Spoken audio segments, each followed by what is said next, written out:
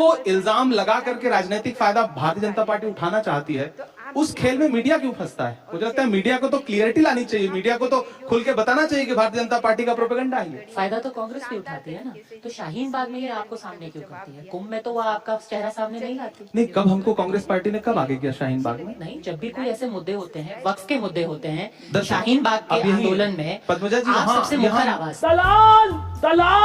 यहाँ देखिए, यहाँ होता क्या है ना, आपकी पार्टी नहीं करती है, मीडिया ढूंढती है। तो आज की वीडियो इमरान प्रतापगढ़ी का वीडियो होने वाला है, जिसमें इमरान प्रतापगढ़ी ने गोदी मीडिया को अपने विवाद अंदाज में ऐसे धोआ जैसे कि मानो आज पूरी गोदी मीडिया की दुकान बंद करवा देंगे। इन्होंने राहुल गांधी पर सवाल उठाया और उन्हें चुनावी हिंदू बताने की कोशिश की।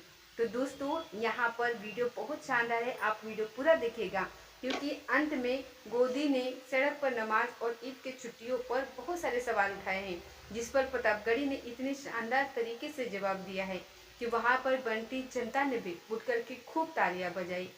तो आप यहाँ पर बने रहिए और चलिए देखते हैं कि यहाँ पर ये वीडियो में किस तरीके से इमरान प्रतापगढ़ी ने एकदम शानदार तरीके से इस मीडिया कर्मी का जो जवाब दिया है, तो वो सुनते हैं। तो चलिए वीडियो को शुरू करते हैं। तो वीडियो अच्छी लगे तो वीडियो को लाइक और सब्सक्राइब करना बिल्कुल नहीं मत भूलिएगा। तो चलिए वीडियो को शुरू करते हैं।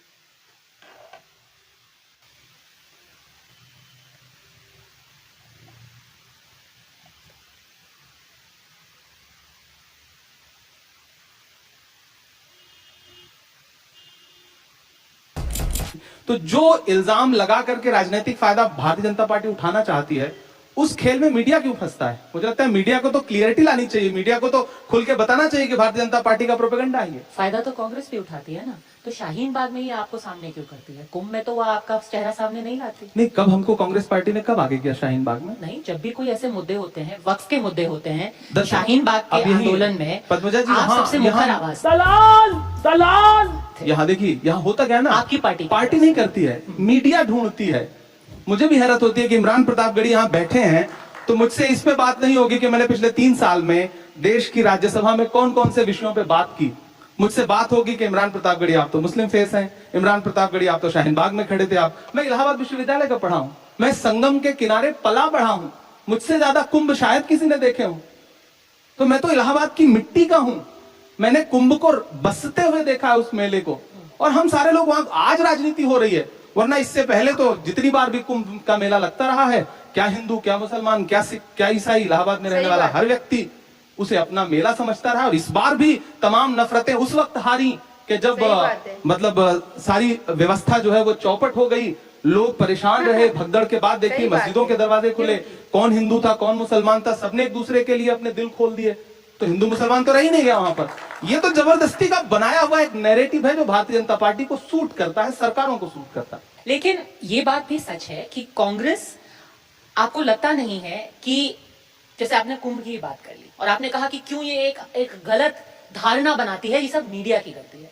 सर, सॉरी टू से, पिछले हफ्ते आपने इफ्तार की पार्टी रखी, वहां राहुल गांधी जी गए और क्या तुलना की गई? 1.5 महीना कुंभ चला, नहीं गए ना वो इफ्तार पार्टी में गए। तुलना किसने की? सभी एक आम जनमानस से सवाल क्यों किया तुलना? तुलना राहुल गांधी इससे पहले जब केदारनाथ गए तब तो आपने उनको हिंदू हृदय सम्राट का खिताब नहीं दिया। इससे पहले जब वो हजारों सीढ़ियां चढ़ करके वैष्णो देवी जी के दर्शन करने गए तब किसी ने उनको हिंदू हृदय सम्राट का खिताब नहीं दिया। आज जो इमरान प्रतापगढ़ी के घर पे इफ्तार करने चले आए तो आपने तुलना करनी शुरू कर दी। क्यों की? मीडिया ही तो तुलना कर रहा है ना, भाजपा ही तो तुलना कर रही है ना। तो भारतीय जनता पार्टी जब इस तरह की तुलना देश के सामने रखती है अपना राजनीतिक फायदा लेने के लिए, तब उस समय मीडिया जो है अपना दायित्व तो क्यों नहीं निभाता? सर, आपको लगता नहीं है कि अगर, चलिए आप लोग 60 करोड़ का वो जो आंकड़ा है वो नहीं मानते हैं, 66 करोड़ का, मैं कह रही हूँ कि वहां पे अगर 2 लोग भी गए, 1.5 महीना चला महाकुंभ, चलिए वो 144 साल वाला नहीं था, वो हर 12 साल वाला ही सही, लेकिन जब केदारनाथ गए, वैष्णो देवी गए, सबने उनकी सराहना की। वही थे जिन्होंने आकर के ये भी कहा था कि मैं जनेऊधारी ब्राह्मण हूं, किसी ने उनको ऐसा बोला नहीं था कहने के लिए।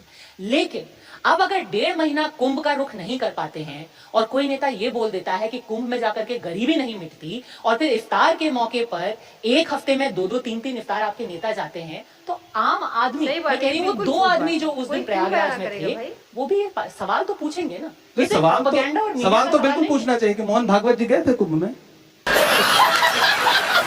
उम्मीद है आरएसएस आपका जवाब दी। नहीं, आप बताइए गए थे कि नहीं? आपको तो वो हमसे नहीं। ज्यादा आप जागरूक हैं, आप मीडिया का हिस्सा हैं, तो जाहिर सी बात है आप जागरूक। आरएसएस के कई नेता गए थे। नहीं, मोहन भागवत जी गए थे, नहीं कांग्रेस के भी कई नेता गए थे, दिग्विजय सिंह जी गए थे, उनकी फोटो भी आपको दिखी होगी, डीके शिव कुमार जी गए थे, और उनका विरोध हुआ। उनके डीके बाद शिव कुमार का तो विरोध हुआ। किसने विरोध किया? कांग्रेस पार्टी ने विरोध किसने किया। किसने आपके नेता ने किसने? कर्नाटक में, मुझे एक नेता का नाम बता दीजिए कर्नाटक में किस नेता ने विरोध किया? कर्नाटक यही में एक नैरेटिव नेता- है जो भाजपा का नैरेटिव है, जिसमें मीडिया साथ देती है। मुझे एक नेता का नाम बता दीजिए, ठीक, किसी नेता की मजाल नहीं है।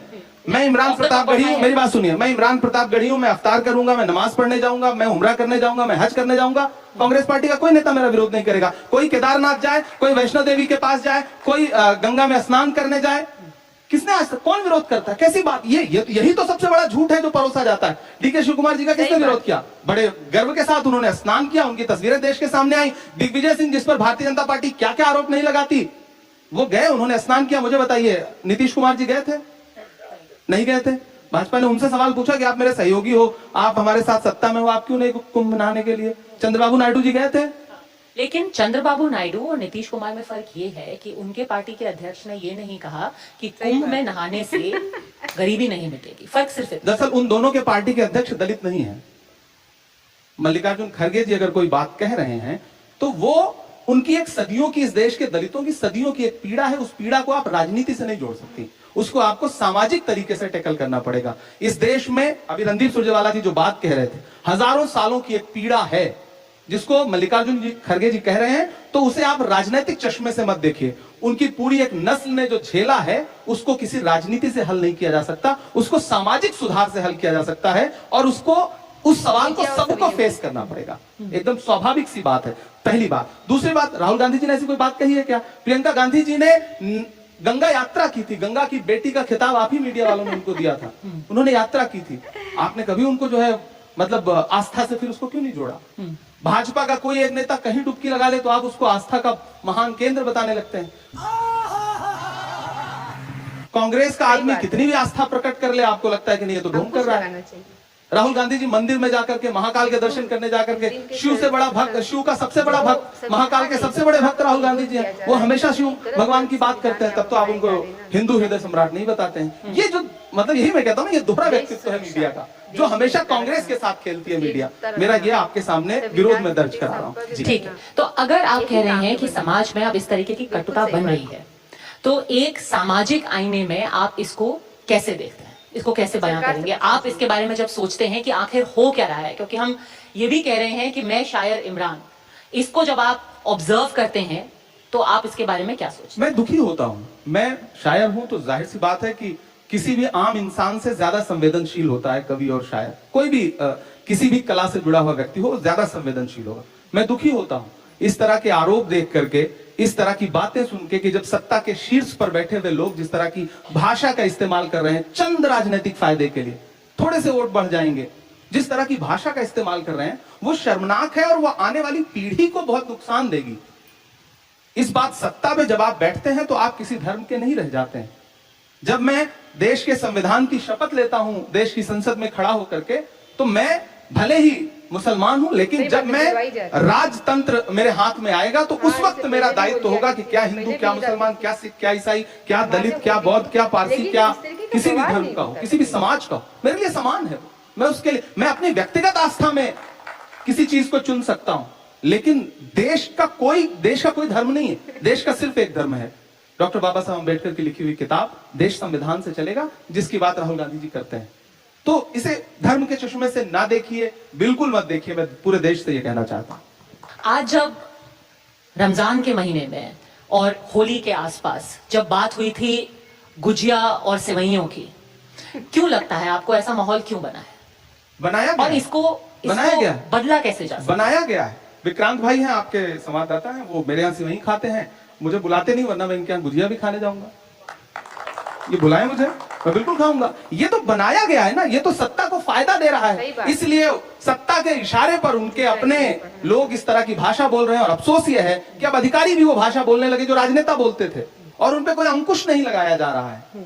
इस देश के संविधान को हर दिन कमजोर किया जा रहा है। नई पीढ़ी को इस तरह के बयान सुन के हो सकता है कि कहीं थोड़ा सा रोमांच आता हो, लेकिन वर्दी का कोई धर्म नहीं होता है। वर्दी का सिर्फ एक धर्म है, देश में एकता, अखंडता, उसकी एकजुटता, संविधान के प्रति संकल्प, सिर्फ एक धर्म है, वर्दी का। अगर कोई अधिकारी उसका पालन नहीं कर रहा है तो उसके खिलाफ सरकार क्या कार्रवाई कर रही है, सरकार बताए। मुझे लगता है यह सवाल इमरान से नहीं पूछा जाना चाहिए, यह सवाल भारतीय जनता पार्टी के सत्ता में बैठे हुए नेताओं से पूछा जाना चाहिए, यह सवाल जगत प्रकाश नड्डा जी से पूछा जाना चाहिए। अगर अभी वो सीओ संभल के अनुज चौधरी आपको सुन रहे हैं, आप क्या बोलेंगे उनको? नहीं, मैं उनको कुछ नहीं बोलूंगा, मैं तो नड्डा जी से कहूंगा, मोदी जी से कहूंगा। भाजपा के नेता पहले क्या मुझे पता है वो तो छोटे से मोहरे हैं, कोई भी अधिकारी छोटा सा मोहरा है। वो एक दिन लखनऊ से फोन चला जाए, उसके बाद वो आपको लगता है कुछ बोलेगा? वो नहीं बोलेगा। लखनऊ से फोन नहीं जा रहा है, बल्कि संबल दिया जा रहा है, ताकत दी जा रही है। और फिर मुझे लगता है कि जिस दिन दिल्ली से फोन चला जाए लखनऊ, तो फिर लखनऊ फोन कर देगा उसको। ये कब होगा? मैं इसी बात को तो देश की संसद में हर बार उठाता हूं कि ये जो भाषा बोली जा रही है देश में, ये बुलवाई जा रही है। ऐसे ही नहीं, इससे पहले भी तो ईद आती थी, इससे पहले भी तो होली आती थी, इससे पहले भी तो अलविदा होता था, जुमे की नमाज होती थी। इससे पहले कोई अधिकारी इस तरह की भाषा क्यों नहीं बोलता था? और अगर आज बोल रहा है तो उसका जिम्मेदार कौन है? जिम्मेदारी क्या दोनों तरफ की नहीं होती है? क्योंकि कहते हैं कि ताली एक हाथ से नहीं बजती। अगर आप कह रहे हैं कि माहौल खराब हो रहा है, माहौल तो तब भी खराब होता है अगर कोई औरंगजेब का महिमा मंडन करने लगता है। और आप कह रहे हैं कि ठीक है, ये डिस्ट्रैक्शन है, मीडिया की गलती है। मीडिया तो किसी के मुंह में उंगली डाल करके नहीं कह रही है कि आप औरंगजेब को कहिए कि वो बहुत महान नेता थे, बहुत महान नायक थे, या कोई ये भी नहीं कह रहा। सर, मैं जिम्मेदारी से ये कहना चाहती हूँ। कौन बता रहा है महान? मैं जानना चाहता हूँ। अबू आजमी ने क्या बताया? अबू आजमी ने क्या बताया? उन्होंने कहा कि वो भी एक महान नायक, उनका एग्जैक्ट अगर वर्ड मैं याद करूं, उन्होंने कहा कि औरंगजेब भी उनकी अपनी जगह है इतिहास हर में, व्यक्ति और वाकपटु नहीं होता। औरंगजेब भी महान आदमी था। हर व्यक्ति वाकपटु नहीं होता। बहुत सारे नेता ऐसे हैं जो बोलना कुछ और चाहते हैं, भाषा में वाकपटुता नहीं होती, कुछ और निकल जाता है, मीडिया उसको कुछ और बता के पेश करता है, भाजपा उसको कुछ और बता करके देश के सामने रख देती है। इस देश में नायक महात्मा गांधी हैं, पंडित जवाहरलाल नेहरू हैं, सरदार वल्लभ भाई पटेल हैं, मौलाना आजाद हैं, जिन जिन लोगों ने, डॉक्टर बाबा साहब अंबेडकर हैं। इस देश को जब मुझसे पूछा जाए तो मैं ये कहूंगा कि इस देश को जिन जिन लोगों ने लोकतंत्र दिलाने में, संविधान दिलाने में रत्ती भर भी मदद की है, वो सब इस देश के नायक हैं। और बाकी कोई नायक नहीं है। पर अबू आजमी अब जबरदस्ती के नायक ढूंढ करके, खलनायक ढूंढ करके, राजेश रेड्डी का एक शेर है कि नई लाशें बिछाने के लिए गड़े मुर्दे उखाड़े जा रहे हैं। ये गड़े मुर्दे उखाड़ना बंद करिए। कौन उखाड़ रहा है? आप सोचिए ना, इसके पीछे फायदा किसको है? 300 साल पुराना, 400 साल पुराना इतिहास बताइए। अभी कहिए कि 1857 में जब अंग्रेज जो है वो गोलियां मार रहे थे, उन पे बात कर लीजिए तो बात नहीं करेंगे। जलियांवाला बाग पे बात कर लीजिए तो उस पे बात नहीं करेंगे। यहां जाकर के कोई एक बोर्ड लगा होगा तो उस पे कालिक पोत देंगे। मुझे क्रेडिट नहीं चाहिए। लेकिन इसी दिल्ली में बहुत सारे अंग्रेजों से जुड़े हुए स्मारक हैं, उनकी यादें हैं, उस पे एक शब्द नहीं बोलेंगे। तो ये जो राजनीति है, इसको समझिए और मतलब ऊपर वाले के लिए इस राजनीति से देश को आजाद कराइए, वरना ये राजनीति देश को बहुत खराब दिशा में ले जा रही है, अराजक बना रही है, लोगों को बहुत नुकसान हो रहा है। ये मैं पूरे देश से कहना चाहता हूँ। 400-500 सालों का इतिहास सुन करके, गड़े मुर्दे उखाड़ करके, उस पर संवाद करके, उस पर बात करके क्या हासिल हो जाए? और बहुत महत्वपूर्ण बात, आप बहुत पढ़ी लिखी हैं, मैं भी थोड़ा बहुत पढ़ा लिखा हूं, हम इतिहास को कैसे समझें? किताबों से समझें या व्हाट्सएप यूनिवर्सिटी में जो भाजपा का आईटी सेल भेज रहा है उसको सत्य माने? मैं यहाँ बैठ के टीवी 9 पे पूछना चाहता हूँ। नहीं, हमें सिर्फ तथ्यों पे जाना चाहिए। तथ्यों पे जाना चाहिए। तथ्य पढ़िए, हमसे कुछ पूछने के बजाय कि कौन नायक था, कौन खलनायक था। आप खुद इतिहास में ढूंढिए ना कि किसकी क्या स्थिति थी, किसके बारे में क्या लिखा है। इस पे नेताओं से आप बुलवाओगे, भारतीय जनता पार्टी फिर उस पर काउंटर करेगी। वो जैसे मुर्गा लड़ाने वाला खेल चल रहा है, फायदा कोई और उठा रहा है। मैं इस पूरे खेल के खिलाफ हूं। दरअसल मैं चूंकि शायर भी हूं, नेता बाद में हूं, तो मैं इस पूरे खेल को मैं अभी सवाल जब पूछ रहे थे विक्रांत जी रणदीप सुरजेवाला जी से, तो मैं उस समय सदन में मौजूद था। देखा दोस्तों, यहाँ पर जो है अरमान प्रतापगढ़ी ने इतने अच्छे से यहाँ पर डिबेट की, यहाँ पर सारे सवालों के एकदम सही तरीके से जवाब दिए। जो भी मीडिया कर्मी ने यहाँ पर जवाब दिया, सवाल पूछे, उसके बहुत बेहतरीन सवाल ढूंढे। और यहाँ पर जो सवाल मीडिया कांग्रेस वालों से करती है, वही सवाल बीजेपी से बिल्कुल नहीं करती। अब यहाँ पर राहुल गांधी पर सवाल हो रहा है कि वो जो है कि कुंभ में नहाने क्यों नहीं गए। अरे भैया, उनकी इच्छा थी, उनकी मर्जी थी, वो नहीं गए। वैसे ही भाजपा के सारे जो नेता हुए वो कुंभ में नहाने गए हों, ये तो ज़रूरी नहीं है। हाँ, लेकिन इस पर इनकी पूरी नज़रें हैं कि कौन कहाँ गया, कौन कहाँ नहीं गया। देश के जो बाकी मेन मुद्दे हैं उस पर इनका कोई सवाल नहीं होता, उन पर इनका कुछ नहीं होता। ये बस कांग्रेस और बीजेपी करते रहते हैं, जबकि मीडिया का काम है भारत के जो विकास पर बात करना, भारत में क्या अच्छा हो सकता है, क्या आप कर रहे हो, फिलहाल जो पार्टी बनी हुई है, जो जिसकी सरकार है, उस पर सवाल करना कि आप क्या कर रहे हो, भारत आगे कैसे जाएगा, भारत का विकास कैसे होगा, आप आगे क्या कर रहे हो, आपको जनता ने चुन कर लाया है तो आप आगे अब क्या अच्छा काम करोगे। ये सारे सवाल जो है कि पत्रकारों को उठाना चाहिए, लेकिन ये सारे सवाल छोड़ करके सिर्फ और सिर्फ जो पत्रकार है वो बीजेपी और कांग्रेस में एक दूसरे से कंट्रोवर्सी करवाने पर लगी हुई रहती है। तो दोस्तों, मिलते हैं अगले वीडियो के साथ, तब तक जय हिंद।